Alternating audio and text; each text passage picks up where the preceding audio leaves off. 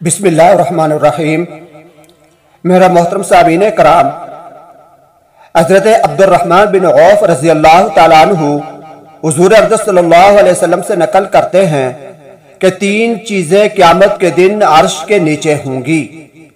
एक कलाम पाक के झगड़ेगा बंदू से, कुरान पाक के लिए ज़ाहिर है और बातिन। दूसरी चीज़ अमानत है और तीसरी चीज़ रिश्तेदारी है। जो पुकारेगी कि जिस शख्स ने मुझको जोड़ा अल्लाह ताला इसको अपने रहमत से जोड़ दे, और जिसने मुझको तोड़ा अल्लाह अपने रहमत से उसको जुदा कर दे। मेरे भाइयों और दोस्तों, ये हदीस, उसका तर्जुमा मैंने आपके सामने बयान किया।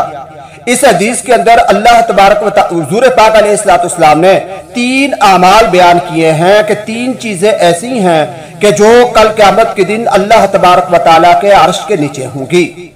इन चीजों के अर्श के नीचे होने से मकसूद उनका कमाल कुर्ब है, यानी अल्लाह तबारक व तआला के आली दरबार में बहुत ही करीब होंगी। तीन आमाल है। एक कलाम पाक है कि जिस शख्स ने दुनिया के अंदर कलाम पाक के साथ अपना ताल्लुक कायम किया, अपनी निस्बत कायम रखी, तो एक ये चीज।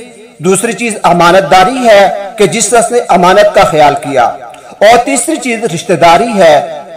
तो ये तीनों चीजें ऐसी हैं कि जिस शख्स ने इनका ख्याल किया, कल क़यामत के दिन ये अल्लाह तबारक व तआला की बारगाह में उस इंसान के लिए जिसने इनका ख्याल किया, उनके लिए शिफात करेगी और उनकी मग़फ़िरत करवाएगी।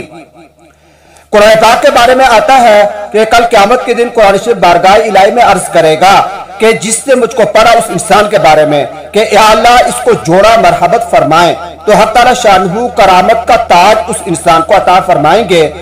फिर वो कुरान पाक ज़्यादती की दरख्वास्त करेगा, तो हक़ ताला शानहू इकराम का पूरा जोड़ा मरहमत फरमाएंगे। फिर वो कुरान दरख्वास्त करेगा कि अल्लाह आप इस शख्स से राजी हो जाए, तो हक़ सुब्हानहू व तक़द्दुस इससे रज़ा का इजहार फरमा देंगे। तो माशाअल्लाह सुभान अल्लाह, कितनी प्यारी बात है कि इंसान अगर दुनिया में रहते हुए, आज हम दुनिया के अंदर मौजूद हैं, इस दुनिया के अंदर रहते हुए अगर हम ये चाहें कि कल क़यामत के दिन जब अल्लाह तबारक व तआला का दरबार लगे तो वहां पर हमारा कोई सिफारिशी हो, तो हुज़ूर पाक अलैहिस्सलाम ने एक नहीं, दो नहीं, तीन चीजें बयान फरमा दी हैं। कुरान पाक के साथ ताल्लुक कायम करना, इसकी तिलावत करना, इसके हुकूक अदा करना, एक चीज ये। दूसरी चीज अमानत का ख्याल रखना, और तीसरी चीज रिश्तेदारी का ख्याल रखना।